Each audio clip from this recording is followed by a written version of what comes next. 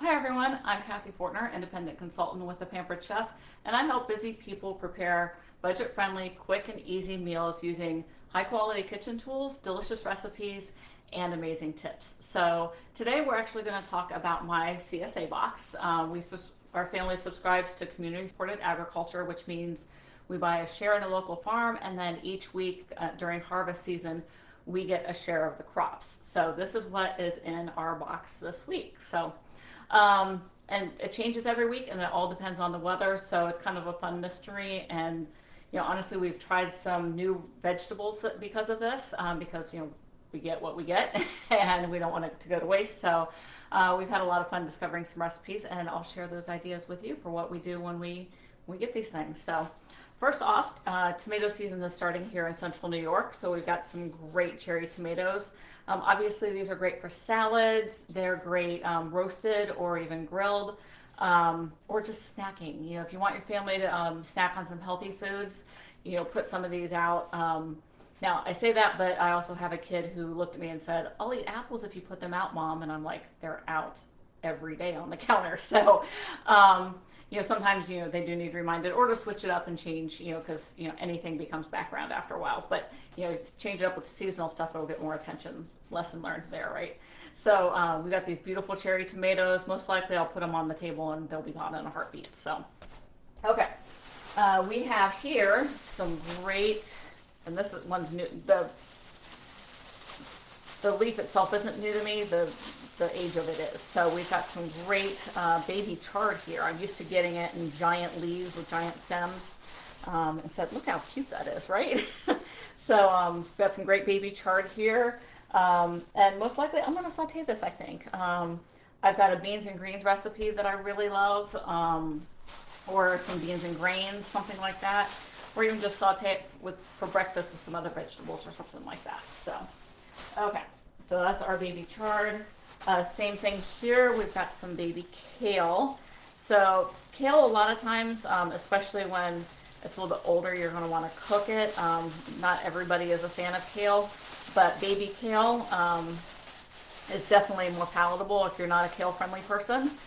So here we go. We've got some nice, look at those tender leaves there, right?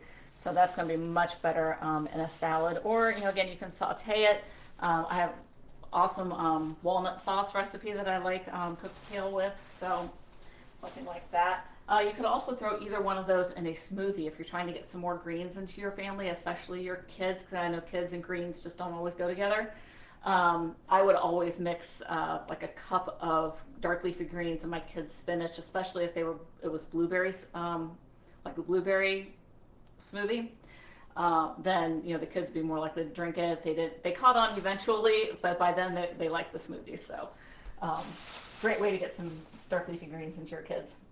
Okay, we've got some dill. Our farmers mentioned that it's been challenging couple of years for dill, and it's finally back. I absolutely love dill. We're probably going to end up making some tzatziki with this. We've got a great dairy-free tzatziki we love. And we'll pair that with some falafels, or we've got our own gyro recipe that we do as well. So that dill will go great in the tzatziki. Also, one of my favorite dishes growing up was dilled carrots, where my mom would cook the carrots and add some butter and dill. So I just love dill. So anyway, okay, so we have another dark leafy green here. Let me open up this bag so you can get a look at it. It's been such a mild summer so far until last week, which I missed. I was down south last week, so I missed the heat. I got the heat anyway, but I missed it up here. But okay.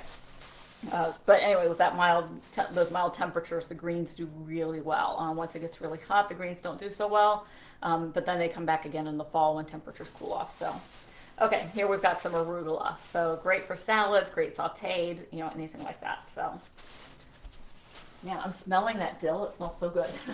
Okay, we have some scallions. Anytime I see scallions, I tend to think of VeggieTales. My kids watched that a lot when they were younger.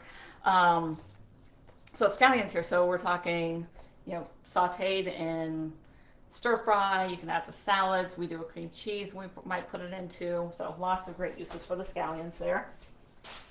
And here we go.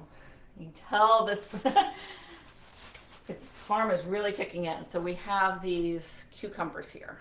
Lots of great cucumbers. We've been low on water, so apparently the skins are kind of thick. So she advised going ahead and peeling these. I'll probably leave the skins on anyway, just because I know how much, even though it might be a little bit harder, the nutrients and the fiber are just so good for us. So, but in terms of cucumbers, there's that tzatziki I mentioned earlier. I also like to cut it up. We'll do it sometimes with tomatoes, with some vinegar and salt and pepper. But my other favorite way is just to snack on them. You know, if you're looking for that something crunchy and you need that good crunch, you know, that usually like a potato chip will give you, right? I love slicing cucumber and just eating slices of cucumber.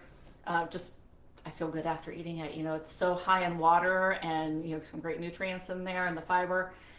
So slice it up, snack on it when I'm looking for that great crunch, or dip it in hummus if you're looking for something a little more substantial. It makes a great chip for hummus as well. I'll actually travel with that too sometimes. Okay, let's see. We'll keep going. We've got another of the white or yellow cucumbers. Another green cucumber. It is cucumber season, right? We're at the height of cucumbers now, apparently. Okay.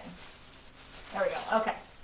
And one more. Gee, lots of, how many? 1, 2, 3 yellow cucumbers and 4 green cucumbers. So we got an extra tomato there. Okay, and now we also have some eggplant. Eggplant's starting to come in season. And this is one of those things, I wasn't a big eggplant fan until a couple years ago when we started looking for what do we do with eggplant, because we never really dealt with it before. So these I like to cut up and either stir fry or roast them. And we'll put them in bowls, like I said, in stir fry, but if I'm roasting them, we'll do them in some bowls or something like that. So, and then these eggplants, the bigger ones, I love to roast them and make baba ganoush. Or we can slice them up and we'll do some like eggplant parmesan with them. So, wonderful. Okay. And we have carrots. Carrots are starting to come in. So there's that dill and carrots again, right? And look at these. These are just so... They're so little. I love it. Such a great, you know, a change from the giant, you know, super big supermarket carrots. And these are so sweet. I won't even peel these, knowing the farm that they come from. Our farm uses integrative pest management, so they really try to. They're not certified organic, but they practice organic, and they really try not to do anything to interfere the best they can, short of losing a crop or something. So I know I can just wash these off, just give the dirt a wash off, and these are nice and tender, great to just eat and snack on, or, you know, add them to soups, stir fry, any of that kind of stuff. So, and in the interest of not wasting anything, I have a carrot green pesto recipe or something. I'm going to have to look that up. I've not tried carrot greens yet. That might be the experiment for this year. We'll see. Okay, and this is something my dad used to grow a lot of. I have so much of this in my history from the family garden. We have, and these came in last week as well. We weren't here. My dad got our box, and I came home to them and immediately made one of my favorite summer soups. Green beans, or green and wax beans. So it is bean season. We tried to grow these ourselves, and usually the chipmunks got to them before I did. So I love it when beans come in the box.